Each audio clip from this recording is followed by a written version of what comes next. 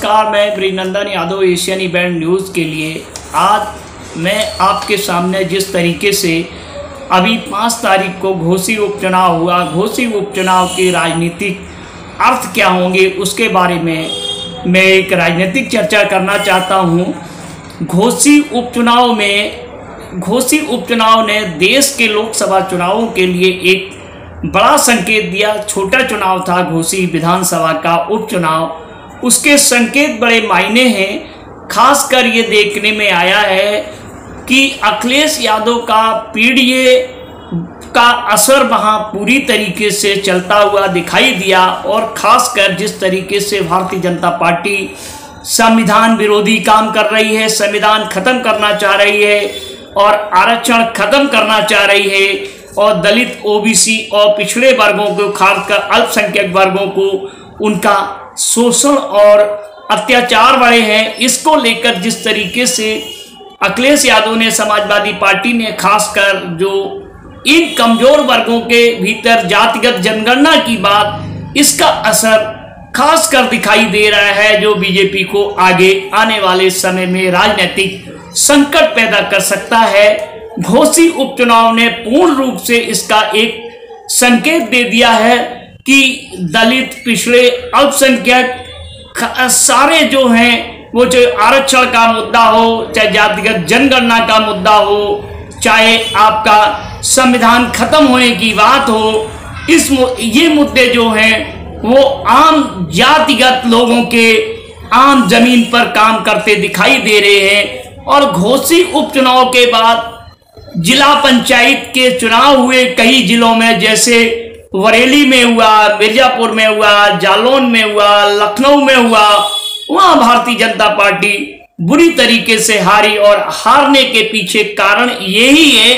कि पूरा पीडीए खासकर दलित, पिछड़े, अल्पसंख्यक समुदाय के साथ सरकार अत्याचार कर रही है। उसका सीधा मैसेज चला गया, सरकार जातिगत जनगणना नहीं कराना चाहती है, सरकार संविधान खत्म कर देना चाहती है और सरकार जो है दलित, पिछड़े, अल्पसंख्यकों को एकदम हाशिए पर ले जाके खड़ा कर देना चाहती है और अपने अगले वर्गों से संबंधित हित साध रही है।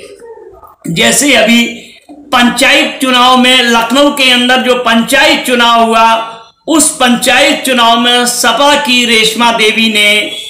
भाजपा की संगीता रावत को हराया और वहीं जब बरेली में पंचायत का चुनाव हुआ, उसमें बरेली से समाजवादी पार्टी की जसविंदर कौर जीती और बीजेपी की जो उम्मीदवार हैं शिल्पी चौधरी हारी और जालौन से एसपी की रंजना देवी जीती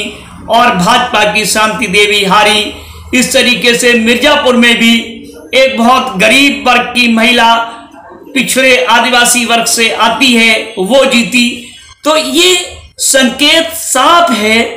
इन संकेतों ने घोसी चुनाव का लोकसभा पर कितना असर होगा ये देखने काबिल पूरा असर दे दिया, जिससे भारतीय जनता पार्टी का पूरा अमली जामा, चाहे वो केंद्रीय नेतृत्व हो, चाहे वो आपका प्रदेश का नेतृत्व, जिस तरीके से घोसी में दारा सिंह चौहान और ओम प्रकाश राजभर कहते थे कि हम पिछड़े वर्ग के मसीहा हैं। गौरतलब है दारा सिंह चौहान भारतीय जनता पार्टी में रहते हुए ओबीसी वर्ग के उनकी ओबीसी सेल है उसके अध्यक्ष भी रहे थे और ओम प्रकाश राजभर जिस तरीके से ये दावा करते थक नहीं रहे थे कि हम ही राजभर समाज खासकर ओबीसी की ही मंगलमय काम करने के लिए आए हैं, उनका जीवन मंगल करने के लिए आए हैं। और जिस तरीके से जनता ने, खासकर समाजवादी पार्टी ने अपना राजनीतिक कार्ड चला, घोसी के अंदर उन्होंने एक राजपूत कैंडिडेट को टिकट देके वहीं एक अपने पीडीए, पिछड़ा, दलित, अल्पसंख्यक या आदिवासी वर्ग को साधने की कोशिश की उन्होंने। उनका एक ये चुनाव जो था इंडिया गठबंधन में रहने के बाद ये लिटमस टेस्ट की तरह एक लिटमस टेस्ट था। लिटमस टेस्ट से ये साबित हो गया है कि ये चुनाव जो है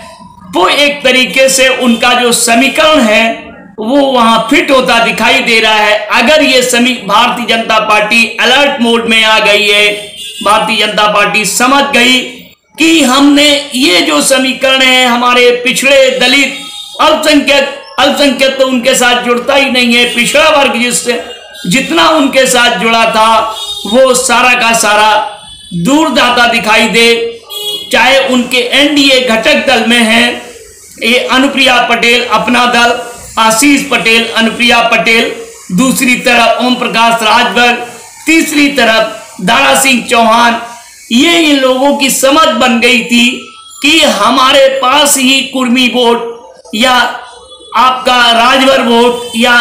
चौहान का वोट हमारे पास ही रहेगा, हमसे अलग नहीं जा सकता है। देखने में तो यहां तक आया है जातियां जो हैं, करीब जातियां जो है अपनी जाति के लोगों को पसंद करती हैं, वो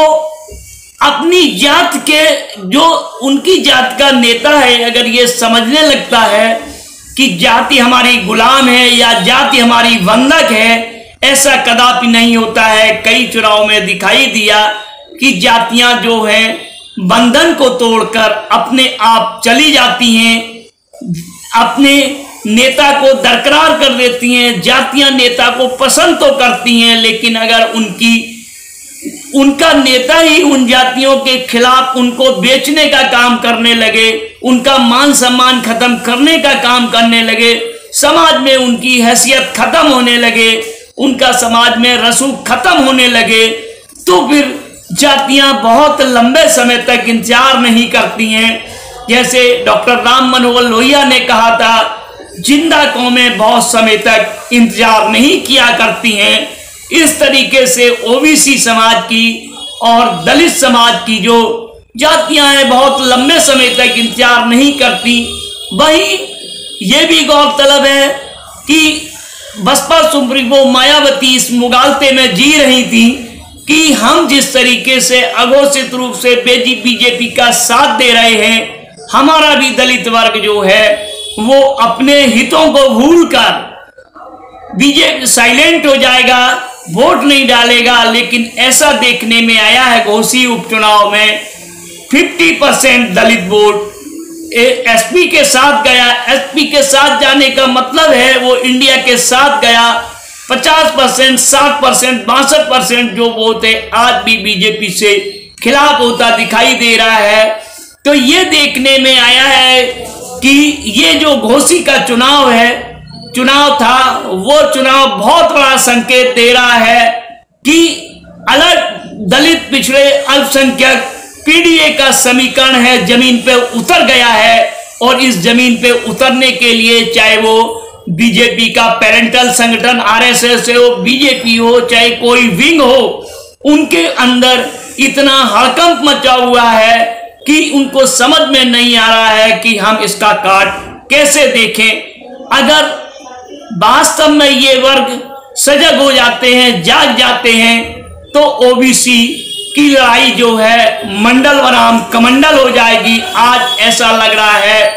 सन 90 का दौर फिर रिपीट होता दिखाई दे रहा है। लड़ाई मंडल बनाम कमंडल पर आ गई है। अब देखना होगा कि मंडल विजयी होगा या कमंडल विजयी होगा, ये तो जनता ही बताएगी।